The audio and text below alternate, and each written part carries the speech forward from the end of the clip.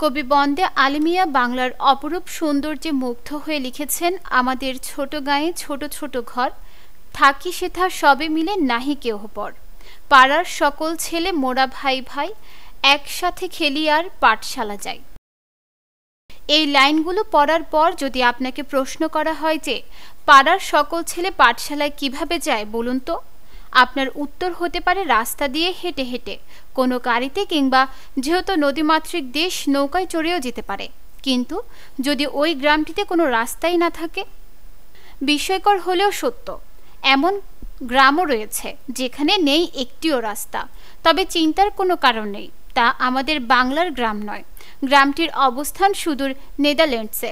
সবুজে ঘেরা গ্রামটির নাম গিয়েরথুন। এই গ্রামকে নেদারল্যান্ডসের ভেনিসও বলা হয়। এটি নেদারল্যান্ডসের ছোট্ট সুন্দর গ্রাম। সবুজে ঘেরা জাদুকরী এই গ্রামটি পর্যটকদের কাছে খুবই জনপ্রিয়। উত্তর পশ্চিম ইউরোপের অন্যতম এক ধনী দেশ নেদারল্যান্ডস। ইউরোপ ভ্রমণকালে পর্যটকদের কাছে আকর্ষণের কেন্দ্রবিন্দুতে থাকে এই নেদারল্যান্ডস। 12টি প্রদেশ নিয়ে গঠিত দেশটি। নেদারল্যান্ডসে পর্যটকদের দেখার মতো বহু জায়গা থাকলেও ভিন্নধর্মী হয় গিয়েরথুন গ্রাম যেন একটু বেশি আকর্ষণীয়। এবার গ্রামে রাস্তা না থাকলে মানুষ চলাচল করে কিভাবে, এই প্রশ্নে আসা যাক।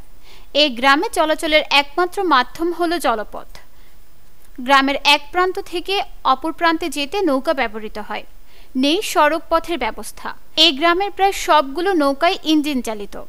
ইঞ্জিন চালিত হলেও চিন্তার কোনো বিষয় নেই, নৌকাগুলো নীরব ইঞ্জিন চালিত। তাই সারাদিন অনেকগুলো ইঞ্জিন চালিত নৌকা গ্রামের মধ্যে চলতে থাকলেও গ্রামে সবসময় নীরব পরিবেশ বজায় থাকে। জানা যায় 1230 সালে এই কল্পনার মতো গ্রামটির প্রতিষ্ঠা হয়। তখন গ্রামের বিভিন্ন জায়গায় মাটির নিচে ছোট বড় ফাঁপা অংশ ছিল। গ্রামে মানুষ বসবাস শুরু করার পর সেগুলো খুঁড়ে বার করতে শুরু করে। দীর্ঘদিন সেগুলো খুঁড়ে বের করার ফলে সেখানে হ্রদ তৈরি হয়। এগুলোই একটার সঙ্গে একটা যোগ হয়ে গ্রামে পানিপথ তৈরি হয়েছে। নিউজ ডেস্ক, দৈনিক পূর্বকোণ।